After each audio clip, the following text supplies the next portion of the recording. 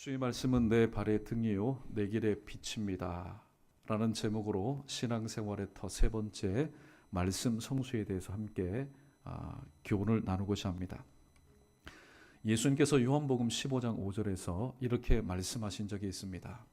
나는 포도나무요 너희는 가지니 그가 내 안에 내가 그 안에 거하면은 사람이 열매를 많이 맺나니 나를 떠나서는 너희가 아무것도 할 수 없다, 그렇게 말씀하셨습니다. 그런데 실질적으로 하나님을 떠나도 우리가 아무것도 할 수 없을까요? 모든 것을 다하며 살아갑니다. 그러나 거기에는 하나님의 영광도 하나님의 뜻 이름도 없습니다.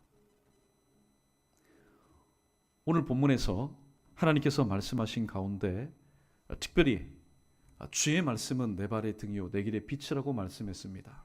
오늘 하나님의 말씀이 우리 신앙생활 가운데 어떤 역할을 하는지에 대해서 말씀을 계속해서 이어나갑니다. 특별히 우리가 아무것도 할 수 없다고 성경이 말씀하는데 그 이유가 있습니다. 에베소서 2장 1절에 보면은 허물과 죄로 죽었던 우리라고 소개하고 있습니다. 살아있으면서도 우리는 얼마든지 영적인 죽음을 체험할 수 있습니다. 왜냐하면 나의 허물과 나의 죄로 인해서 하나님과의 관계가 단절되어 있기 때문입니다. 하나님과의 관계가 단절되어 있는데 하나님께로부터 내리는 은혜와 복을 받지 않고 어떻게 우리가 하나님의 일을 할 수가 있겠습니까? 예수님은 마태복음 13장에서 밭의 비유를 통해서 말씀과 관련된 귀한 교훈을 우리에게 주고 있습니다. 하나님의 말씀을 받는 자들 중에 어떤 이는 길가와 같은 마음을 가진 자가 있다. 어떤 이는 돌밭과 같은 마음을 가진 자가 있다. 어떤 이는 가시떨기와 같은 마음을 갖고 있는 자가 있구나. 길가와 돌밭과 가시떨기, 하나님을 전혀 모르는 사람이 아닙니다. 하나님의 말씀을 단 한 번도 듣지 못한 이방인이 아닙니다. 하나님이 누구이신지 알고 하나님의 말씀을 다 들은 사람입니다. 이게 바로 길가와 돌밭과 가시떨기의 공통점입니다. 그들은 하나님의 말씀을 들음으로 인해서 하나님과의 관계를 맺은 사람들입니다. 그러나 이 새 밭을 통해서는 아무런 열매를 기대할 수가 없습니다. 왜냐하면 그들이 말씀을 들었지만은 깨닫지 못한 연고로 인해서 행하지 못하고 실천하지 못하고 그 말씀을 지키지 못한 연고이기 때문입니다. 우리가 이 시간 나와서 하나님의 말씀을 전하고 들었다고 해서 만족할 것이 아닙니다. 왜냐하면 성경에 보면은 항상 복되도다. 하나님의 말씀을 들었기 때문에 복된 것이 아니라 듣고 행하고 지켰기 때문에 복되다고 말씀하고 있기 때문입니다. 로마서 10장 17절에 보면은 오늘 사도 바울이 하나님의 귀한 선물을 우리에게 소개해주고 있습니다. 그러므로 믿음은 들음에서 나며 들음은 그리스도의 말씀으로 말미암는다. 신앙생활의 시작은 믿음입니다. 믿음이 없으면 창세기 1장 1절입니다. 하나님께서 태초에 천지를 창조하셨다는 말씀 믿지 못하는데 어떻게 우리가 신구약 성경에 기록된 그 기적과 같은 일들을 우리가 다 믿을 수 있겠습니까? 그러나 들을 때에 하나님의 말씀을 들을 때에 주님께서 우리에게 주신 그 선물인 믿음을 통해서 우리는 오늘 또 신앙생활을 하고 있습니다. 그런데 야고보서 2장 17절에 보니까 믿음 앞에 산 믿음이 아니라 죽은 믿음이라는 좀 부정적인 수식어가 붙어 있습니다. 이를 볼 때 믿음이라고 해서 다 좋은 믿음이 아니라는 겁니다. 산 믿음을 통해서는 하나님께서 얼마든지 역사합니다. 히브리서 11장 6절에 믿음이 없이는 하나님을 기쁘시게 할 수 없나니, 거꾸로 말하면은 환환하자면은 믿음이 있으면은 하나님께서는 그 사람을 통해서 얼마든지 역사를 하십니다. 비록 그가 목동이라 할지라도, 비록 그가 어부 출신이라 할지라도, 비록 그가 세리라 할지라도, 사회 사람에 의해서 손가락질 받는 사람이라 할지라도 그에게 믿음이 있으면은 그 믿음이 하나님의 기쁨이 되어서 하나님의 귀한 믿음의 역사 가운데 쓰임받는 귀한 인물이 되는 것입니다. 죽은 믿음을 통해서는 하나님께서는 아무런 역사를 하지 않습니다. 특별히 민수기서 13장과 14장을 보게 되면은 이와 관련된 두 부류의 사람이 등장합니다. 하나님께서 모세에게 말씀합니다. 젖과 꿀이 흐르는 가나안 땅을 내가 너희 손에 붙였다. 이제는 너희 것이다. 모세가 12명의 정탐꾼을 선출해서 정탐을 보냅니다. 40일 동안 정탐을 마치고 돌아온 이들이 오늘 이스라엘 백성들에게 산소망을 보여줍니다. 장정 두 사람이 포도송이 하나를 겨우 이고 나왔습니다. 그것을 볼 때에 이스라엘 백성들이 과연 하나님께서 우리에게 허락하신 저 젖과 꿀이 흐르는 땅은 정말 복된 땅이로구나. 볼 때는 산소망이 생겼는데 10명의 정탐꾼에 의해서 이어지는 보고를 통해서 부풀었던 그 산소망은 점점 사라지기 시작했습니다. 그 땅에는 안악자손이 있습니다. 그 땅의 산성은 너무나 장대합니다. 그리고 그들은 우리가 보기에 그들은 너무나 큰 거인 것 같습니다. 그렇기 때문에 우리가 보기에도 그들 앞에서 우리는 메뚜기 같은 존재들입니다. 할 수 없습니다. 올라갈 수 없습니다. 포도송이를 보고 모두들 산소망 가운데 있었던 이스라엘 백성들, 이 보고를 통해서 산소망은 점점 시들기 시작하였습니다. 그러나 정탐을 한 사람들은 10명뿐만이 아니라 하나님의 사람, 살아있는 믿음을 가진 여호수아와 갈렙도 있었습니다. 아니다. 백성들이여, 오늘 그들은 우리의 밥이다. 조금 의역하자면은 그들은 하나님께서 우리 앞에 잘 차려두신, 우리가 믿음으로 떠먹기만 하면 되는 바로 우리의 밥이다. 그들의 신은 이미 그들에게서 떠났습니다. 하나님이 우리와 함께 하실 것입니다. 외칠 수 없는 가운데서라도 믿음으로 외쳤습니다. 그때의 10명의 정탐꾼을 위시한 출애굽 이후의 1세대들은 광야에서 불순종함으로, 말씀을 믿지 못함으로 그들은 다 죽어나가는 와중에 여호수아와 갈렙 두 사람만큼은 바로 그 죽음의 현장에서 생존하였습니다. 행함은 순종입니다. 하나님의 말씀에 순종하지 못했던 한 왕이 있었습니다. 그는 이스라엘의 초대 왕이었습니다. 사울왕. 하나님께서 조상대대로 그들을 괴롭혔던 아말렉을 진멸하라고 명령하셨습니다. 명령하실 뿐만이 아니라 진멸할 수 있는 모든 환경을 주시고 승리로 이끌어 주셨습니다. 그러나 결정적인 순간에 진멸하지 않았습니다. 불순종하였습니다. 여러분, 순종이라는 게 뭡니까? 순종은 온전한 겁니다. 단 하나라도 순종하지 못하면 그것은 불순종입니다. 불순종하는 현장에 하나님께서 사무엘을 보내서 이렇게 말씀합니다. 순종이 제사보다 낫고 듣는 것이 수양의 기름보다 낫다고 말씀하였습니다. 오늘 저는 본문 말씀을 통해서 하나님이 주시는 두 가지 지혜의 말씀을 함께 나누고자 합니다. 첫 번째, 우리 크게 한번 따라 보겠습니다. 말씀 성수를 통해 하나님의 뜻이 이루어집니다. 세상 사람들은 얘기합니다. 하나님의 뜻, 그 위대하신 분의 뜻을 우리가 어떻게 이루어드릴 수 있는가? 세상 사람들은 지혜를 얘기합니다. 돈을 얘기합니다. 또 여러 가지 이 땅의 것들을 대안을 제시합니다. 그러나 성경은 말씀합니다. 위대하신 하나님 아버지의 뜻을 이룰 수 있는 방법은 그분이 우리에게 주신 이 말씀을 거룩하게 지키는 것뿐이라고 말씀합니다. 그렇다면 하나님의 뜻은 누가 이룰 수 있겠습니까? 하나님의 뜻은 하나님의 말씀으로 인해서 변화된 사람이 하나님의 뜻을 이룰 수 있습니다. 사울이라고 하는 청년이 있었습니다. 이 청년에게는 유대교에 대한 특심한 마음이 있었습니다. 반면 유대교에서 볼 때 이단 취급됐던 그리스도인들을 핍박하고 잡아가두는데 앞장섰던 인물이었습니다. 그러나 아무리 곱비 풀린 망아지처럼 날뛰는 이 사울이라 할지라도 일찍이 만세전에 하나님의 예정 가운데 있었기 때문에 다메섹 도상으로 가던 도중에 바로 예수 그리스도께서 그를 만나셨습니다. 사울아 사울아 내가 어찌하여 나를 핍박하느냐. 사울은 머리가 샤프한 사람입니다. 똑똑한 사람입니다. 아무리 기억을 더듬어 봐도 예수라는 사람을 핍박한 적이 없습니다. 주여 뉘시오니까 나는 네가 핍박하는 예수다. 도대체 이해가 되지 않는 말입니다. 나는 네가 핍박하는 예수다. 내가 지금까지 핍박한 사람 아무개 있었지만은 예수를 핍박한 적은 없습니다. 그러나 주님의 말씀이 뭡니까? 주님은 교회의 머리입니다. 교회는 그분의 몸입니다. 그러므로 그분의 몸을 상하는 것은 곧 예수 그리스도를 핍박하는 것이고 상하게 만드는 것이었습니다. 그 말씀을 들은 다음 이 사울이라는 청년은 말씀 앞에 완전히 꼬그라졌습니다. 3일 동안 앞을 바라보지 못하였습니다. 사람이 변화되는 것은 장시간의 어떤 위대한 사상가의 그런 좋은 연설을 통해서 사람이 바뀌는 것 아닙니다. 감동은 받을 수 있겠죠. 감흥은 일으킬 수 있을 겁니다.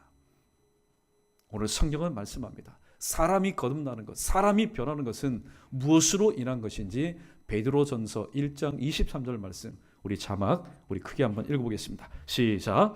너희가 거듭난 것은 썩어질 씨로 된 것이 아니요 썩지 아니할 씨로 된 것이니 살아있고 항상 있는 하나님의 말씀으로 되었느니라. 아멘.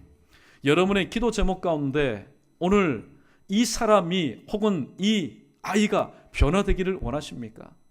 그렇다면 하나님의 말씀, 살아있고 항상 있는 하나님의 말씀으로 인해서 변화되기 때문에 말씀이신 바로 예수 그리스도께 그의 전생애를 우리는 맡겨드릴 수 있어야 됩니다. 바울을 한번 보십시오. 이 사울, 예수 그리스도를 핍박하였던 이 사울이 온전히 하나님의 말씀의 고삐에 붙잡혀서 순교의 제물이 되기까지 온전한 헌신과 순종을 할 수 있었던 것은 하나님의 말씀 가운데 붙잡혔기 때문이고, 또 히브리서 4장 12절 말씀, 하나님의 말씀은 살았고 운동력이 있어 좌우에 낯선 어떤 것보다도 예리하여 혼과 영과 및 관절과 골수를 찔러 쪼기까지 하며 그 마음의 생각과 뜻을 감찰하는 하나님의 말씀으로 인해서 변화되었기 때문입니다. 두 번째, 하나님의 뜻은 순종하는 사람을 통해서 이루어집니다. 여러분은 요한복음 2장에 등장하는 이 가나 혼인잔치의 사건을 어떻게 여러분은 이해하십니까? 한창 흥이 돋보여질 이 시간에 마리아에게 좋지 못한 소식이 들려옵니다. 마리아, 마리아, 지금 포도주가 떨어졌습니다. 아마 마리아도 그 혼인잔치 가운데 좀 깊이 관여됐던 준비위원이었던 것 같습니다. 큰일 난 겁니다. 예수님께 말합니다. 자, 지금 포도주가 모자랍니다. 어찌 그것을 내게 말합니까? 아직까지 내 때가 되지 않았습니다.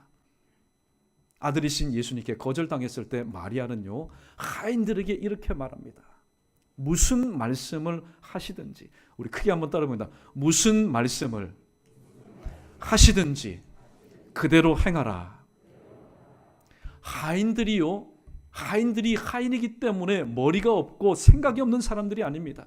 지금 떨어진 것은 포도주입니다. 그러므로 포도주를 채워서 연회장에게 가져가야만, 야, 너 참 재주 있는 녀석이구나.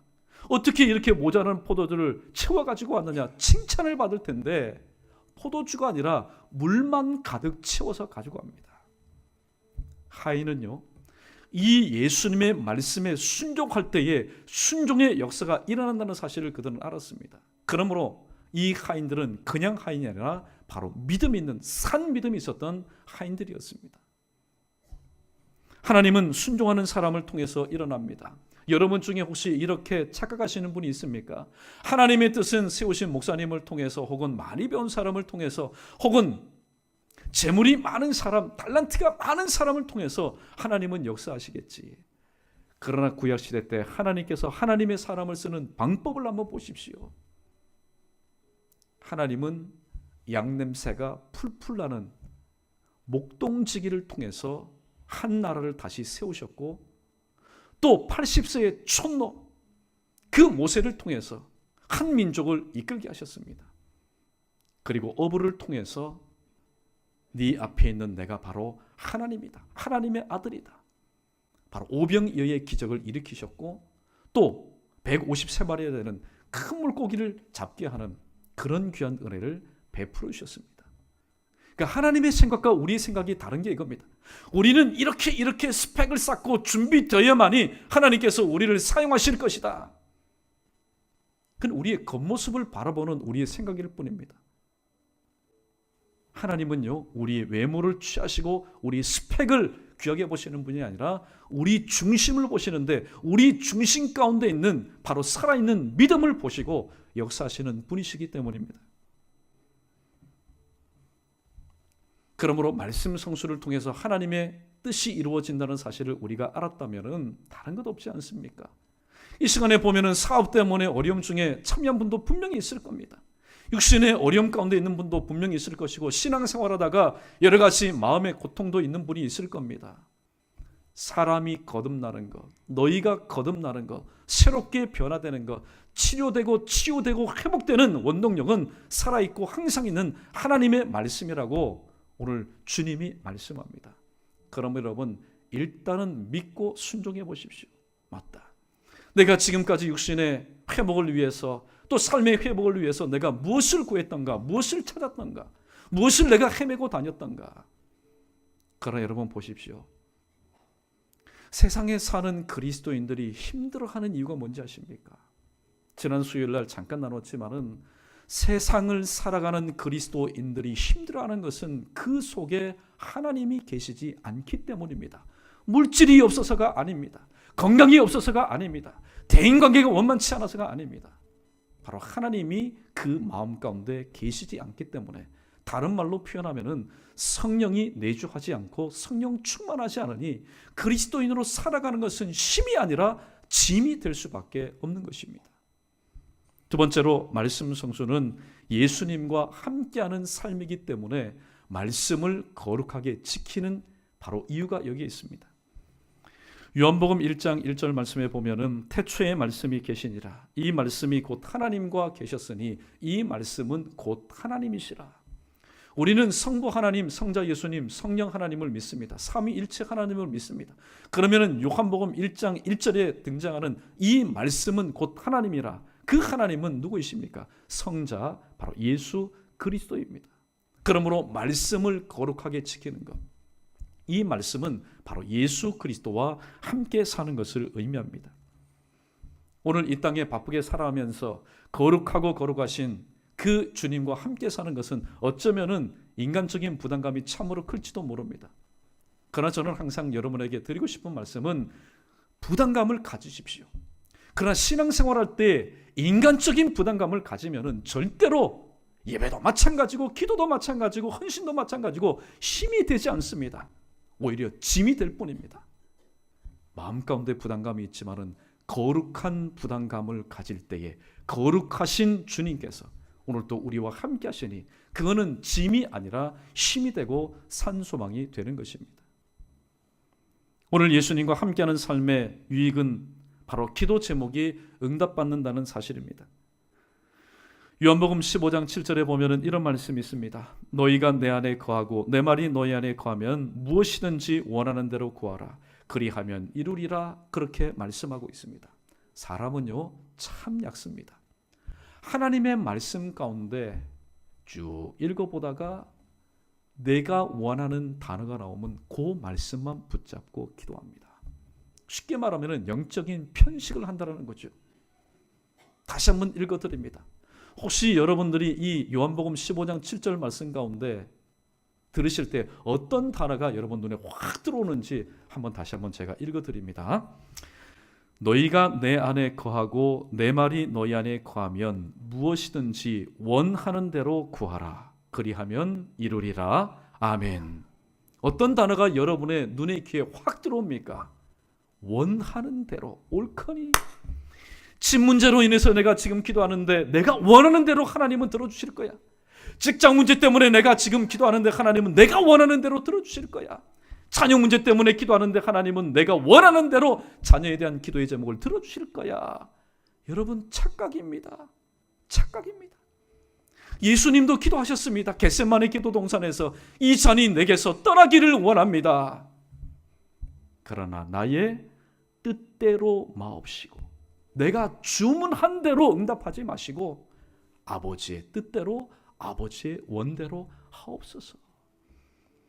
여러분 어떻게 보면은 기도가 가장 쉬운 것 같지만은 기도하는 것만큼 어려운 게 없습니다. 왜냐하면 당장에 내게 필요한 것은 내가 원하는 것인데 주시는 하나님은요 그렇지 않다라는 겁니다. 이스라엘 백성들을 한번 보십시오. 목말라하는 이스라엘 백성들에게 필요한 것은 무엇입니까? 그들에게 필요한 것은 물입니다. 물이에요. 그러나 하나님께서 그들에게 주신 것은 무엇입니까? 반석을 주셨다는 사실입니다. 할렐루야, 할렐루야. 우리는 주문합니다. 하나님, 이것을 주십시오. 놓치는 것이 너무나 많습니다. 그러나 놓고 나중에 왜 하나님 우리에게 주지 않습니까? 나는 네가 주문한 것만 주었다. 여러분, 주문하는 기도가 이렇게 위험한 겁니다. 우리는 물만을 주문합니다. 그러나 하나님은 우리에게 그 물의 모든 근원인 반석을 우리에게 주시는 하나님이십니다. 말씀을 정리합니다. 여러분 중에 최근에 자녀나 혹은 손주를 보신 분 얼마나 여러분 기쁘시겠습니까? 얼마나 귀합니까? 아이가 배고파서 웁니다. 응애 웁니다. 야, 저 아이 배고프면 안 되는데, 나는 못 먹어도 저 아이는 먹여야 되는데. 그래서 여러분, 백화점이나 아니면 좋은 데 가가지고 이 아이에게 가장 좋겠다고 싶은 고칼로리, 고단백질의 여러분 음식을 만약에 먹인다면은 내가 귀하게 여기는 그 아이 어떻게 되겠습니까? 입에는 집어넣겠지요. 소화 100% 못합니다. 여러분, 탈납니다. 큰일 납니다. 아이에게 있어서 이 세상에서 가장 귀한 음식은 어떤 음식일까요? 바로 내 어머니가 주는 바로 젖입니다. 이 사실을 통해서 우리가 깨달을 게 있습니다. 왜 하나님께서 출애굽한 뒤에 40년의 광야 생활을 마칠 즈음에 이스라엘 백성들에게 이 말씀을 하셨을까요? 신명기 8장 3절. 사람이 떡으로만 사는 것이 아니요 하나님의 입에서 나오는 모든 말씀으로 말미암아 살 것이라. 왜 그 말씀을 주셨을까요? 너희는 내 백성이야. 너희는 내 자녀야. 너희는 나의 선민이야. 너희는 내가 기르는 양이야. 너에게 필요한 양식은 세상의 단맛, 쓴맛, 신맛이 있는 세상의 것들이 아니라 바로 내 입에서 나오는 하나님의 말씀이라고 오늘 교훈해 주고 있습니다. 여러분, 교회가 오늘도 먹어야 될 음식은 하나님의 말씀, 이 한 가지면은 충분한 줄로 믿습니다. 근데 그 말씀을 오늘 또 내 것으로 받아들이지 않고 세상에 이것저것 맛보다 보니, 애들 한번 보십시오. 엄마의 젖을 먹다가 단 한 번이라도 꿀을 한번 맛보거나 혹은 아이스크림을 맛보거나 때로는 코카콜라를 한번 맛보십시오. 엄마가 젖 먹을 때 어떻게 됩니까? 안 먹습니다. 고개를 절레절레 흔듭니다. 그래서 예전에 맛봤던 그것을 주면은 거기에 심취해서 여러분 살아가는 것처럼 우리 또한 그런 삶을 살고 있지 않습니까? 우리에게 가장 영양가 있는 말씀, 그 음식은 하나님의 말씀인데 이미 우리는 하나님의 말씀보다도 세상의 맛에 길들여져 살아가고 있습니다. 그렇기 때문에 하나님의 말씀을 성수하십시오. 거룩하게 지키십시오. 구별되게 지키십시오. 여러분, 안중에도 들어오지 않습니다. 귓전에 들어오지가 않습니다. 그러나 성경은 말씀합니다. 하나님의 뜻을 이룰 수 있는 유일한 방법은 바로 하나님의 말씀을 거룩하게 지키는 것이라고 말씀하고 있습니다. 오늘 본문 말씀, 주의 말씀은 내 발의 등이요 내 길의 빛이라고 말씀했습니다. 오늘도 우리가 이 땅을 살아가면서 실족하지 않고 좌로나 우로나 치지 않고 눈앞에 보이는 웅덩이와 수렁 가운데 빠지지 않을 수 있는 방법은 무엇일까요? 그것은 바로 내 발에, 바로 내 눈앞에 보이는 내 발의 등이요 저 멀리 내 인생길 가운데까지 비치는 바로 하나님의 말씀을 붙잡고 있을 때만이 실족하지 않고 끝까지 믿음의 정도를 완수해내는 신앙의 승리자가 될 줄로 믿습니다. 그러한 저와 여러분 우리 모두 되기를 주님의 이름으로 간절히 축원합니다.